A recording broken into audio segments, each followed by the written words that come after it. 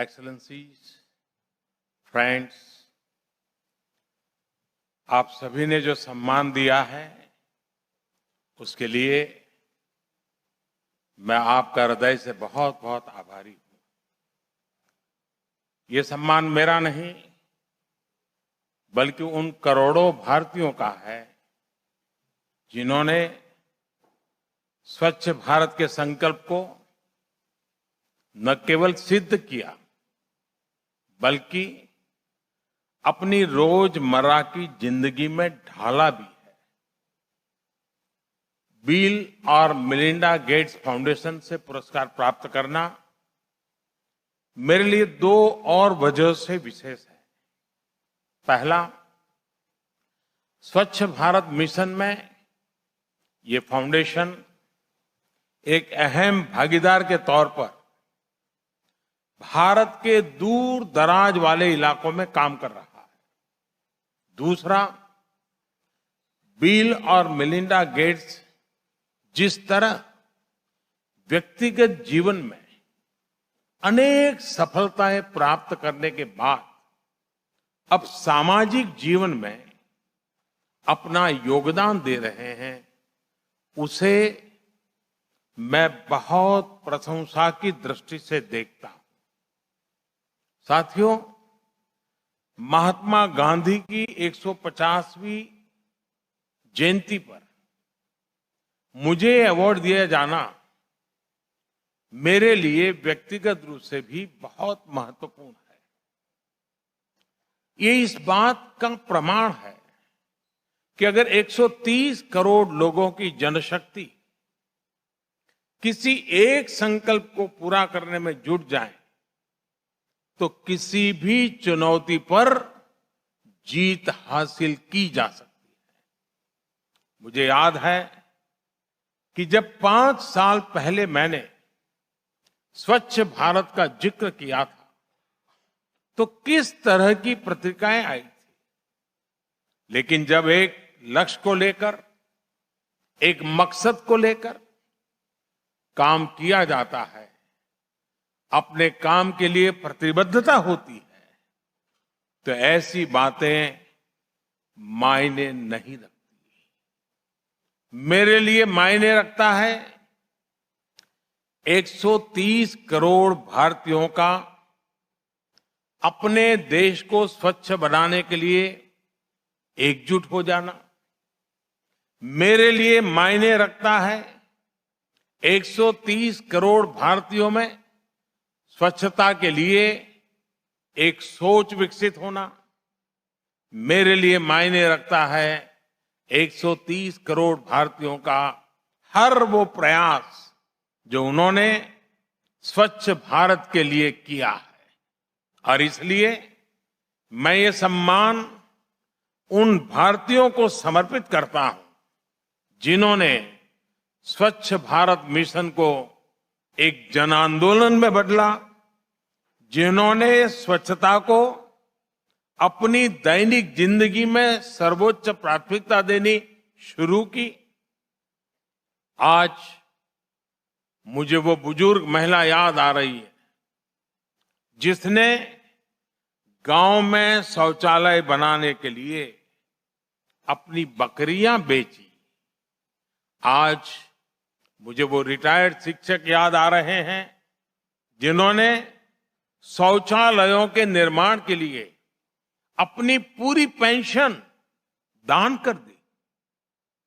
आज मुझे वो महिला याद आ रही हैं जिसने घर में शौचालय बनाने के लिए अपना मंगलसूत्र तक बेच दिया।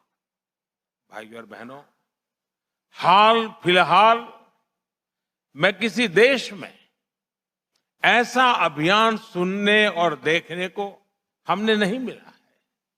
ये अभियान शुरू भले ही हमारी सरकार ने किया था, लेकिन इसकी कमान जनता जनार्दन ने खुद अपने हाथों में ले ली थी। इसी का नतीजा था कि बीते 5 साल में देश में रिकॉर्ड 11 करोड़ से ज्यादा शौचालयों का निर्माण कराया जा सका। इसी का नतीजा है कि 2014 से पहले जहां ग्रामीण स्वच्छता का दायरा 40% से भी कम था, आज वो बढ़कर करीब करीब 100% पहुंच रहा है। सोचिए, आजादी के बाद 70 साल में 40% से कम और 5 साल में लगभग 100%। लेकिन मैं मानता हूं कि स्वच्छ भारत मिशन की सफलता किसी भी आंकड़े से ऊपर है। इस मिशन ने अगर सबसे ज्यादा लाभ किसी को पहुंचाया है तो वो देश के गरीब को, देश की महिलाओं को। जो साधन संपन्न है उनके लिए घरों में 2-2, 3-3 शौचालय बनवाना भी बहुत साधारण बात है। लेकिन शौचालय न होने का मतलब क्या होता था, इसे वो भली भांति जानता था जो इस सुविधा से वंचित था। खासकर महिलाओं को, बेटियों, बहनों के लिए तो शौचालय न होना उनके जीवन की सबसे बड़ी मुश्किलों में से एक था। यह उनकी गरिमा, उनकी इज्जत के खिलाफ था। यह मेरा व्यक्तिगत अनुभव है कि सारी स्थिति जानने के बावजूद ये सोच ही नहीं थी कि घर में शौचालय का निर्माण कितना अहम है। आप कल्पना कर सकते हैं कि सुबह से लेकर पूरे दिन महिलाएं शाम होने का, अंधेरा होने का इंतजार करती थी। खुले में शौच से होने वाली बीमारियों के साथ ही ये इंतजार उन्हें और बीमारियों की तरफ धकेल देता था। शौचालय न होने की वजह से अनेक बच्चियों को अपनी स्कूल की पढ़ाई बीच में छोड़ दी पड़ती थी। हमारी बेटियां पढ़ना चाहती हैं, लेकिन शौचालय की कमी उन्हें स्कूल छोड़कर घर बैठने के लिए मजबूर कर रही थी।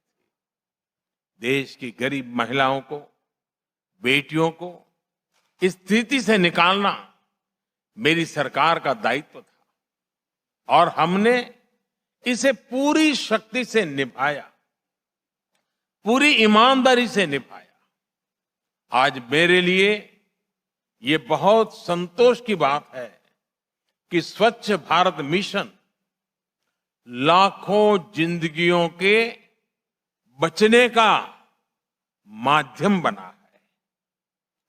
विश्व स्वास्थ्य संगठन WHO की ही रिपोर्ट है कि स्वच्छ भारत की वजह से 3 लाख जिंदगियों को बचाने की संभावना बनी है। इसी तरह यूनिसेफ ने अनुमान लगाया है कि गांव में रहने वाला हर वो परिवार जो अपने घरों में शौचालय बनवा रहा है, उसे कम से कम 50,000 रुपये की बचत हो रही है। मुझे बताया गया है, bill and Melinda Gates foundation की एक रिपोर्ट में भी आया है कि भारत में रूरल सैनिटेशन बढ़ने से बच्चों में हार्ट प्रॉब्लम कम हुई है और महिलाओं के बॉडी मास इंडेक्स में भी सुधार आया है।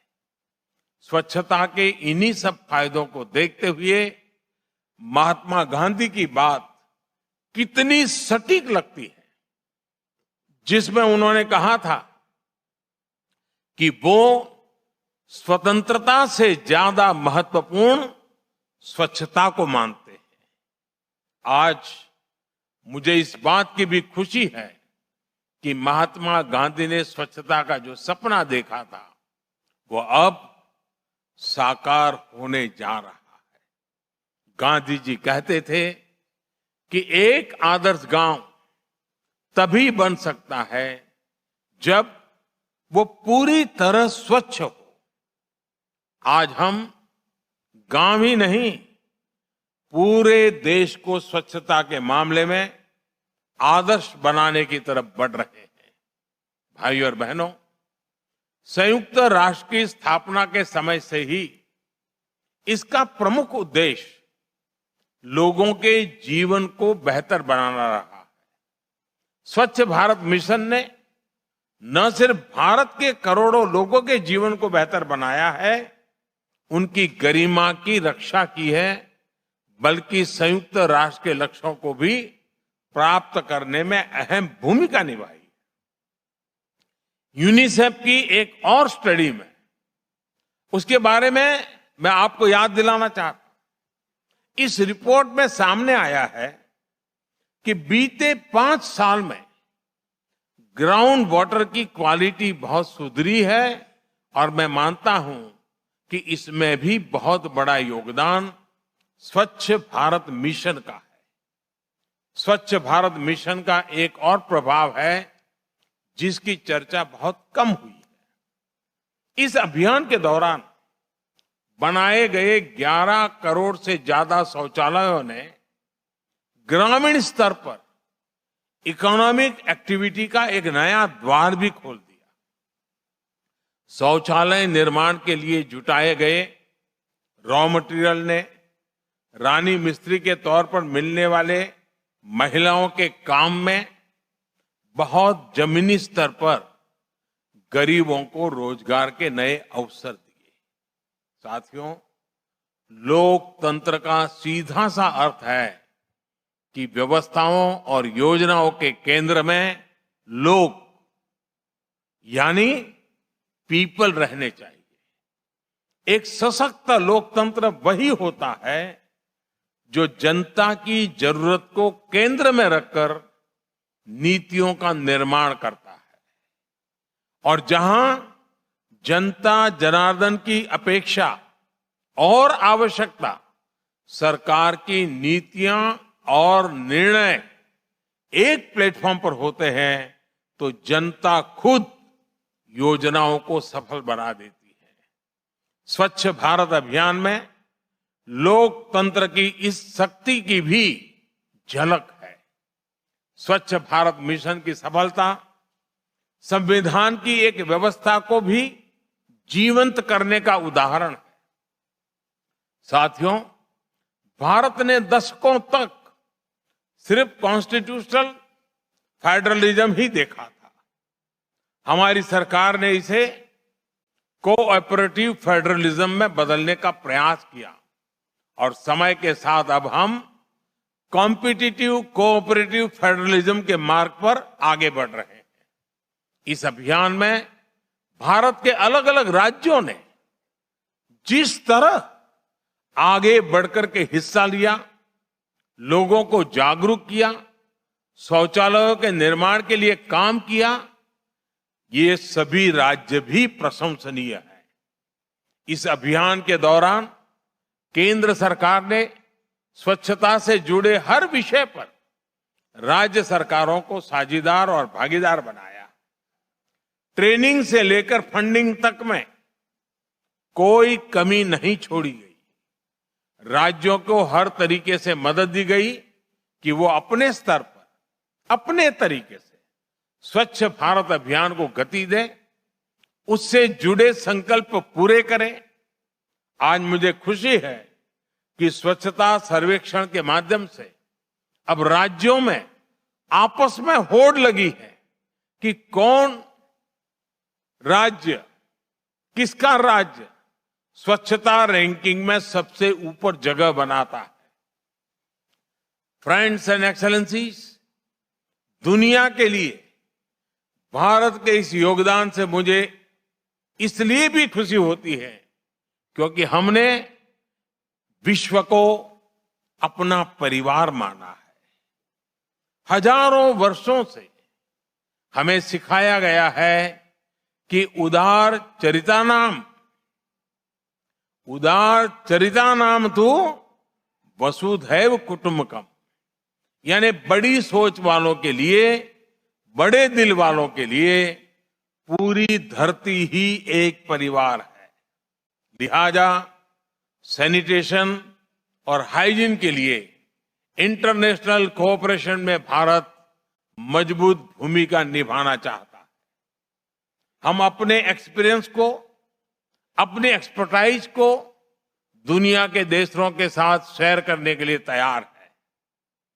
भारत स्वच्छता को लेकर अपने लक्ष्य को प्राप्त करने के करीब है, लेकिन भारत दूसरे बड़े मिशन पर भी तेजी से काम कर रहा है। फिट इंडिया मूवमेंट के जरिए फिटनेस और प्रिवेंटिव हेल्थ केयर को प्रमोट करने का अभियान ऑलरेडी चल रहा है। 2025 तक हमने भारत को टीबी से मुक्त करने का लक्ष्य रखा है और हम यूनिवर्सल इम्यूनाइजेशन की तरफ भी तेजी से आगे बढ़ रहे हैं। नेशनल न्यूट्रिशन मिशन से अनीमिया और स्टंटिंग जैसी समस्या पर भी भारत बहुत तेजी से काबू पाने वाला है। जल जीवन मिशन के तहत हमारा फोकस वाटर कंजर्वेशन और रिसाइकलिंग पर है, ताकि हर भारतीय को पर्याप्त और साफ पानी मिलता रहे। और भारत ने साल 2022 तक सिंगल यूज प्लास्टिक से मुक्ति का अभियान भी चलाया है। आज जब मैं आपसे बात कर रहा हूं, तब भी भारत के अनेक हिस्सों में प्लास्टिक वेस्ट को इकट्ठा करने का काम चल रहा है। ऐसे अनेक जन आंदोलन आज भारत में चल रहे हैं। मुझे 1.3 बिलियन भारतीयों के सामर्थ्य पर पूरा भरोसा है। मुझे विश्वास है कि स्वच्छ भारत अभियान की तरह बाकी मिशन भी सफल होके रहेंगे।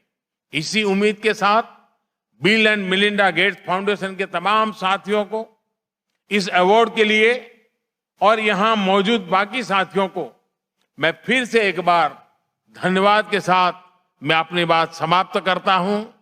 मैं इस अवार्ड को भारत के उन कोटि कोटि जनों को समर्पित करते हुए आप सबका बहुत बहुत धन्यवाद करता हूं।